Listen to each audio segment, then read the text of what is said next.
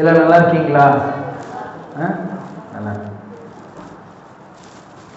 தேடுங்கள் கண்டடைவீர்கள், தட்டுங்கள் திறக்கப்படும் அப்படின்ட்டு மத்தேயு நற்செய்தி பிரிவு 7வது வசனத்துல இயேசு கிறிஸ்து அழகா சொல்லுவார்.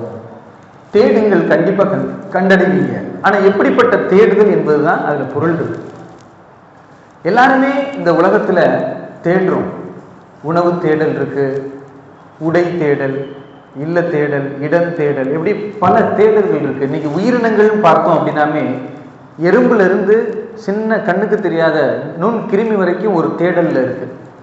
ஆனால் இதற்கு சற்று அப்பால் பிரித்து காட்டப்படக்கூடியவன் தான் மனிதன்.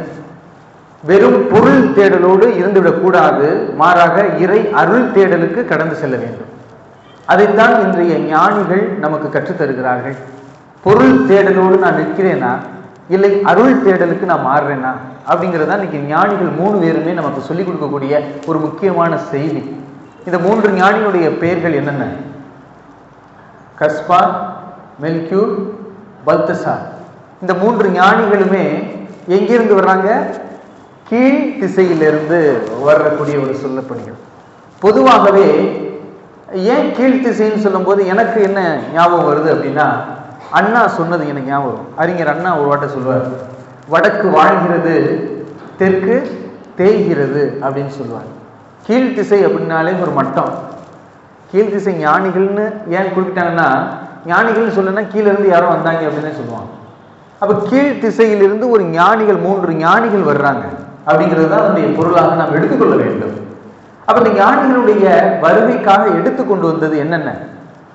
தன்னுடைய பேழைகளை திறந்து என்ன கொடுக்குறாங்க? முதல்ல பொன். பொன் எதுக்கு குறிக்குது அப்படின்னா, இறைவனுடைய அரசன் என்பதை குறிக்குது. 2வது சாம்பிராணி. எதை குறிக்குது? சக்கரியா என்ன பண்ணாரு? தூபம் காட்டுதல் என்பது சாம்பிராணி குரு அப்படிங்கிறத குறிக்கக்கூடியது. அப்ப இயேசு கிறிஸ்து ஒரு அரசன், அவர் ஒரு குரு அப்படிங்கிறத காட்டக்கூடியது. 3வதாக வெள்ளை போலம், இறப்பு உயிர்ப்பு, அதை குறிக்கக்கூடிய ஒன்றாக இருக்கிறது. அப்ப அங்கே மேலை நாட்டில் என்ன பண்ணுவாங்க அப்படின்னா, இறந்த பிறகு வெள்ளை போலத்தை வச்சு நறுமணம், ஸ்மெல்லு வரக்கூடாது, வாடகை எதுவும் வரக்கூடாது அப்படிங்கிறதுக்காக உடவுல என்ன பண்ணுவாங்கன்னா அந்த வெள்ளை போலத்தை அப்படியே உள்ள கொண்டு வைப்பாங்க. அதனால தான் ஆண்டவருடைய அடக்க நிகழ்வுல பார்த்தோம்னா, ஓய்வு நாள் வரப்போதுன்னு விறுவிறுன்னு வச்சவங்க அடுத்து ஒரு 3 நாள் 2 நாள் ஓய்வு நாள் முடிச்சோன்னு வருவாங்க. எல்லாரும் வருவாங்க, எடுத்துக்கிட்டு வருவாங்க. பெண்மணிலாம் எடுத்துட்டு வருவாங்க பூசுறதுக்கு. அப்ப பார்த்தா அங்கே உள்ள ஆள் இருக்க மாட்டாங்க. அன்பிற்குரியவர்களே, இந்த அரசியல் நாம் கற்றுக்கொள்ளக்கூடியது என்னவென்றால், தேடல், தொடர்ந்து தேடுதல், அடையும் வரை தேடுதல். அவ்வளவுதான். எனக்கு நான் படிக்கும்போது என்னுடைய பேராசிரியர் ஒருத்தர் இருக்கிறார். அவர் என்ன சொல்லுவார் அப்படின்னா, கிளின்டன், வாழ்க்கையில நம்ம சாதிக்கணும்னா 3 மந்திரம் ரொம்ப முக்கியம் கிளின்டன் அப்படின்றார். என்ன 3 மந்திரம்? என்ன சாமி சொல்லுங்க அப்படின்னு சொல்லும்போது அவர் சொல்லுவாரு, ஸ்லோ ஸ்லோ ஸ்லோ அப்படின்பாரு. மெதுவா மெதுவா மெதுவா அப்படின்னு சொல்லுவோம். வாழ்க்கையில நம்ம மெதுவா முடிவெடுக்கக்கூடியதுக்கு எதுக்குன்னா, அறிந்து தெளிந்து. இந்த ஞானிகள் நெடும் தூரம் பயணம் செய்யறாங்க. அப்ப உடனே கிடைச்சிருந்தா அவங்க மகிழ்ச்சி தான். ஆனால் அவர்கள் 3 ராஜாக்கள் என்ன செய்யறாங்க? தொடர்ந்து தேடுறாங்க, தொடர்ந்து தேடினாங்க. ஏரோதை காண்கிறாங்க, எங்க நாங்க அரசரை பார்க்கணும். ஏன்னா அவங்களை பொறுத்த வரைக்கும் ஒரு அரசன் மாளிகையில பிறந்திருப்பார், அதான் அவங்களுடைய நோக்கம். அப்ப மாளிகையில பிறந்த அரசரை நாங்க வரவேற்கணும், வணங்கணும். நல்லா நினைச்சு பாருங்களே, இன்னைக்கு நம்ம கடவுளை எதுக்கு பார்க்க வர்றோம்? எனக்கு தேவை. ஆனா ஞானிகள்கிட்ட நம்ம கற்றுக்கொள்ள வேண்டியது என்னன்னா, நாங்க அவரை வணங்க வேண்டும். தன்னிடம் இருக்கிறதை கொடுக்குறாங்க. 2வது, தாய் மரியிடம் இருக்கும்போது குழந்தையை பார்த்தவுடன் நெடுஞ்சாங்கிடையாக விழுந்து வணங்கினார்கள். அப்ப என்ன குறிக்குது அப்படின்னா, நாங்கள் எவ்வளவு பெரிய முதிர்ந்த ராஜாக்களாக வேண்டாலும் இருக்கலாம், ஆனால் இறைவனுக்கு முன்னால் நாங்கள் அடிமைகள் தான், இறைவனுடைய பக்தர்கள். அப்ப இதை பார்க்கும்போது என்னன்னா, உடனே 3 ராஜாக்கள் அடிமைகள் கிடையாது. கடலோடு இணைந்த நதி போல கடவுளோடு இணைந்த அறிஞர்கள்.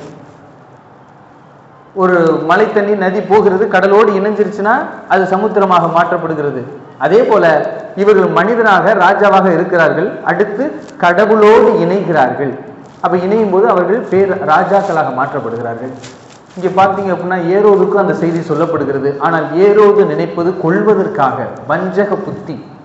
ஆனால் அரசர்கள் நினைக்கிறார்கள் இந்த 3 ராஜாக்களும் வணங்குவதற்காக வருகிறார்கள், தங்களிடம் இருக்கதை கொடுக்கிறாங்க. அதுதான் இறை அனுபவம் என்பது இந்த 3 ராஜாக்களும் நமக்கு சொல்லக்கூடிய மையமான செய்தியாக இருக்க வேண்டும்.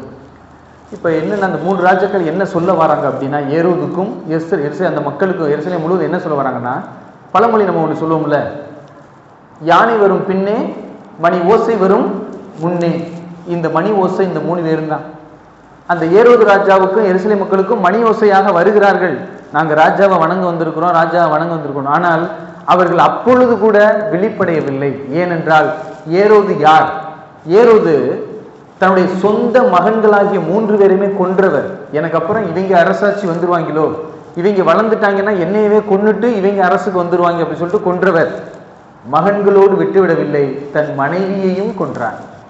ஏனென்றால் தன்னலம், நான் மட்டும்தான் எனக்கு மட்டும்தான் என்று இருக்கப்பட்டவர் தான் ஏரோது.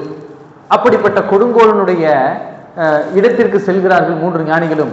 நீங்க நல்லா கவனிச்சா தெரியும், இந்த 3 ராஜாக்களையும் யாருக்கும் தெரியாமல் தனியே அழைத்து கொண்டு போய் விண்மீன் தோன்றிய காலத்தை குறித்து விசாரிக்கிறது எப்படி தெரியுமா இருக்கும்? நல்ல சாப்பாடு கொடுத்துருவாங்க, நல்ல தண்ணி, என்னென்ன உணவு வேண்டுமோ அவ்வளவு உணவை வச்சுக்கிட்டு தனக்கான செய்தியை ஏரோது வாங்குறான். ஆனால் ஞானிகள் என்ன நினைக்கிறார்கள், ஒருவேளை இவரும் வணங்க போறாரு அப்படின்ட்டு ஒரு நினைப்பு அவர்கள் சொல்லுகிறாங்க. நட்சத்திரம் இப்பதான் தோணுச்சு, இந்த நட்சத்திரம் தோணுனா அப்படி இப்படி அப்படின்னு சொல்றாங்க. உடனே அவரும் அப்படியா, சரி ஓகே, நீங்க போய் நல்லா விசாரிச்சு வணங்கிட்டு என்கிட்ட சொல்லுங்க, நானும் போய் கொண்டுட்டு வந்துடுறேன். இவன் அப்பொழுது கூட நான் என்ற அகந்தையை கொண்டிருந்தார் என்றால் கடவுளை கண்டிருக்கலாம். ஆனால் ஏரோது நான் மட்டும்தான் இருக்க வேண்டும், மற்றவனை புறம் கொல்ல வேண்டும் என்பதற்காகத்தான் எந்த குழந்தை சொல்லவில்லை என்பதற்காக அங்கு இருந்த அனைத்து ஆண் குழந்தைகளையும் பழி வாங்கினான். மாசில்லா குழந்தைகளுடைய விழாவை நாம் கொண்டாடி இருக்கிறோம். எனவே அன்பிற்குரியவர்களே, நாம் யார், நாம் எதை தேடி செல்கிறோம் என்பது ரொம்ப முக்கியம். திரைப்பட பாடல் கூட வரும், தேடல் உள்ள உயிர்களுக்கே தினமும் பசி இருக்கும், தேடல் என்பது உள்ளவரை வாழ்வில் ருசி இருக்கும் அப்படின்னு சொல்லிட்டு கவிஞர் வைரமுத்து அவர்கள் அந்த பாடல் எழுதுவார். தேடல், வாழ்க்கையில தேடல், நான் எதை தேடுறேன் அதுதான் எனக்கு நிம்மதி. இந்த 3 ராஜாக்களும் தன்னுடைய இடங்களை விடுறாங்க, எல்லாத்தையும் விடுறாங்க. 3 பேரும் வேற வேற மொழி. அப்ப 3 பேரும் சங்கமித்து ஒருமித்து தேடுகிறார்கள். இந்த சமூகத்திலும் ஜாதியால் பிரிந்து கடவுளை தேடினால் கிடைக்க மாட்டார், மதமாக பிரிந்து கடவுளை தேடினாலும் கிடைக்க மாட்டார். நம்ம உயர்ந்தவன் தாழ்ந்தவன், நான் பணக்காரன் நீ ஏழை அப்படின்னு சொல்லிக்கிட்டு கடவுளை தேடணும்னா கடவுள் கிடைக்க மாட்டார். மாறாக இந்த 3 ராஜாக்கள் எங்கிருந்து வந்தாலும் ஒன்று சேர்ந்து தேடி கண்டுபிடித்தார்கள் அல்லவா, அந்த நட்சத்திரம், அந்த விண்மீன் என்ன செய்தது, அவர்களை ஒன்றிணைத்தது.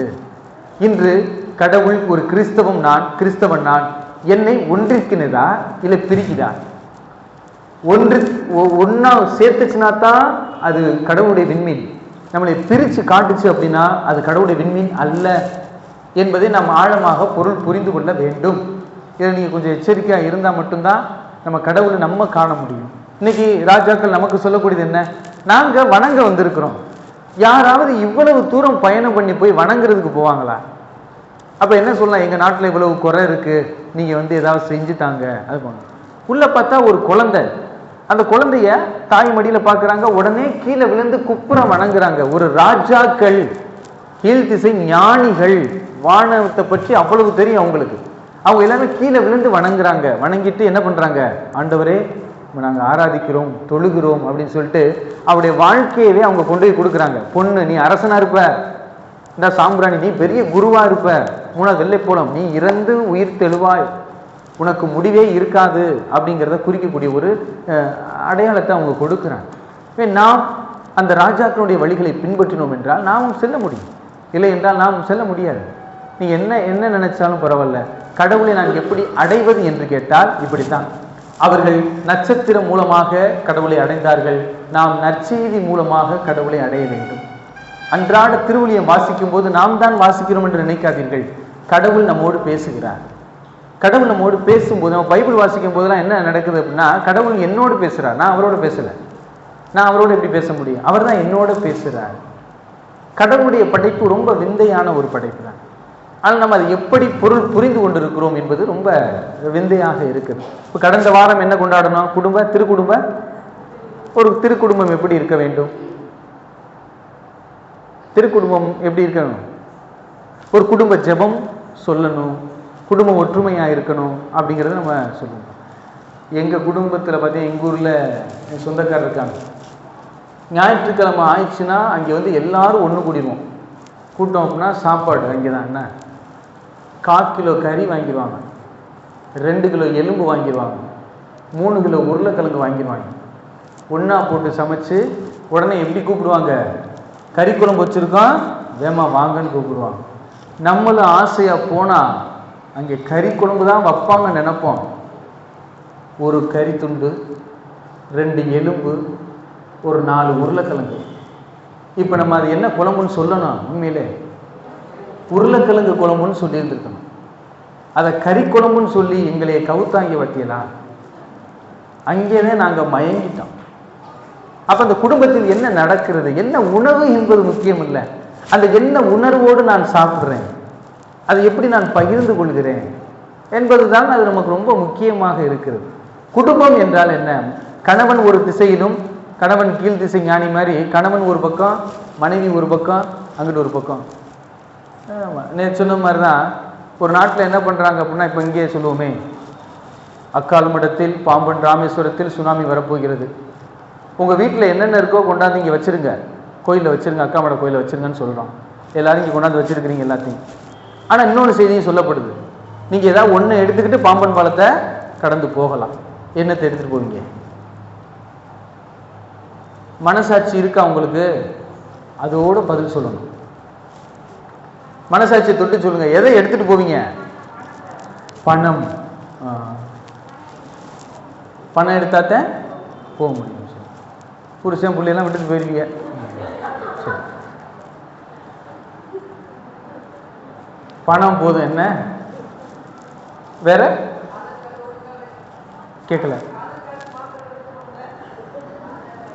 Aadhaar card, smart கார்டா?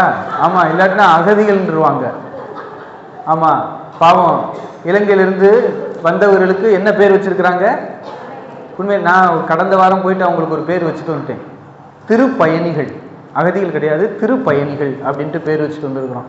இது எப்படியாவது கொஞ்சம் முன்னோட்டம் எடுத்து கொஞ்சம் ஆரம்பித்தோம் அப்படின்னா அது கொஞ்சம் வெற்றியாக அமையும். திருப்பயணிகள். அப்போ கீழ்த்திசை ஞானிகள் தான் பயணம் பண்ணிட்டு போகிறாங்க. இவங்கெல்லாம் அகதிகள் நான் சொல்ல முடியும்? கடவுளை தேடுற ஒவ்வொருத்தருமே அகதி தான். கடவுளை கண்டடைச்சா மட்டும்தான் நம்ம நிம்மதியாக இருப்போம்.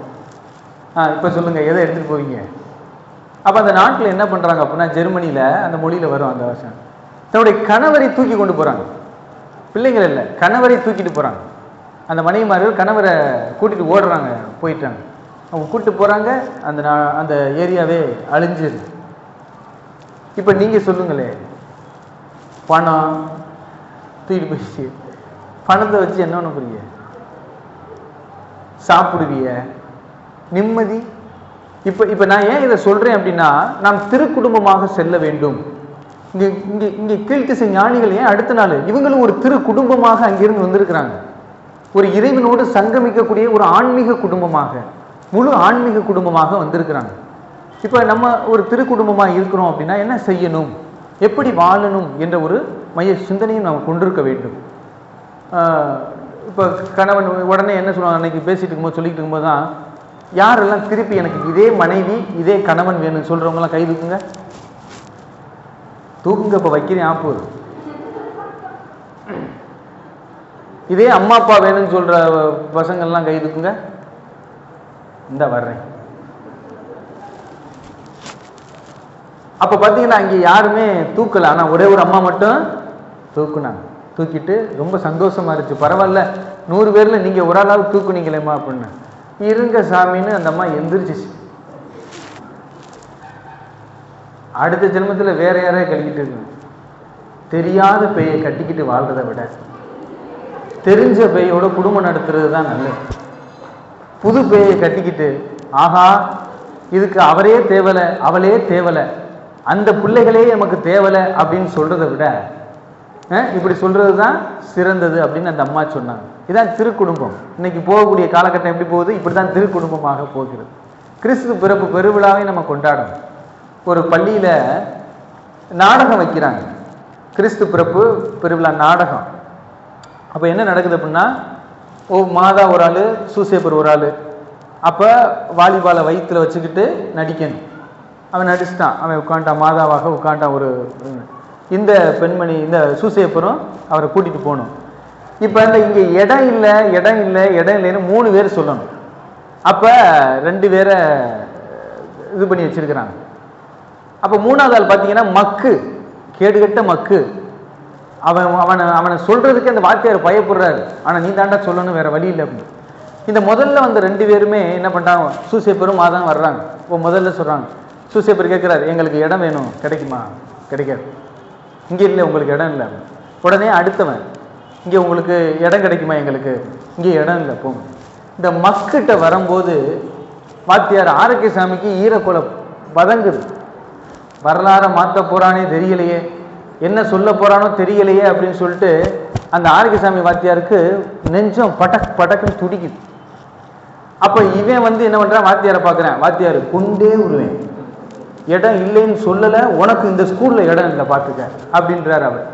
உடனே அவன் வாத்தியாரை பார்க்குறேன், யோசேப்பை பார்க்குறேன், மாதாவை பார்க்குறேன், வாத்தியாரை பார்க்குறேன், யோசேப்பை பார்க்குறேன், மாதாவை பார்க்குறேன். அப்போ யோசேப் கேட்குறாரு, இங்கே எங்களுக்கு இடம் இருக்கா இல்லையா?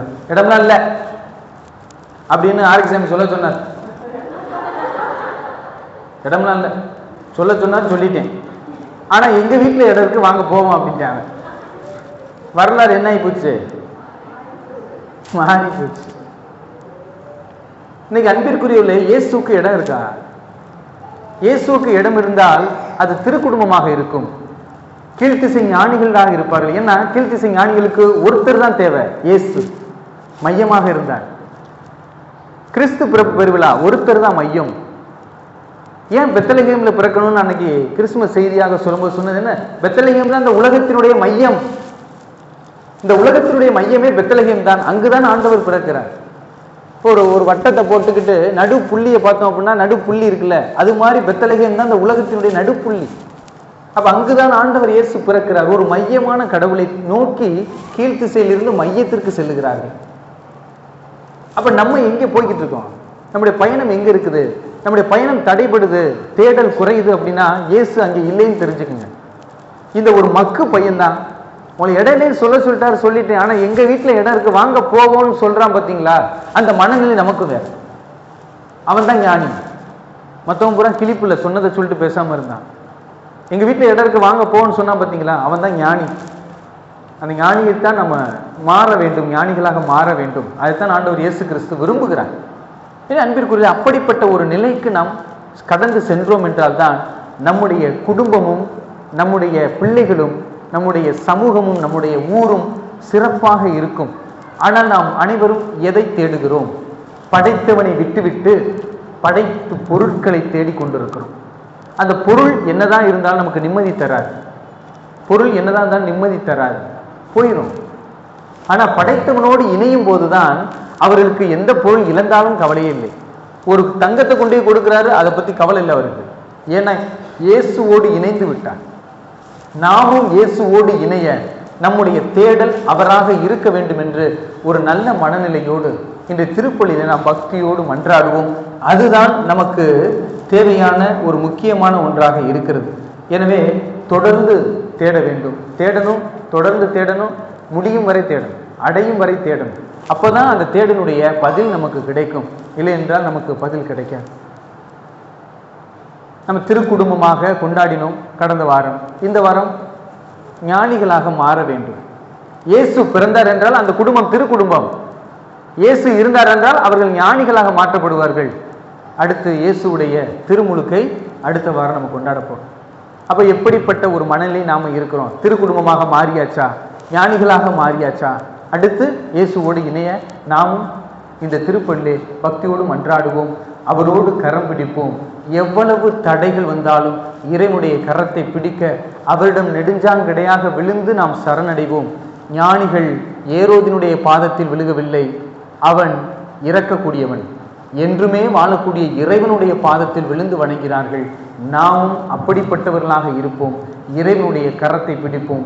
இறைவனிடம் நாமும் சரணடைவோம். அதுதான் நம்மை ஞானியாகவும் திரு குடும்பமாகவும் ஆக்கும். இயேசு இல்லாத இல்லம் அது செத்த இல்லம். இயேசு இல்லாத உள்ளம் அது உயிரற்ற உடல் என்பதை நாம் புரிந்து அதை அறிந்து இயேசுவை தொடர்ந்து தேடி அவரோடு பயணிப்போம். ஆமென்.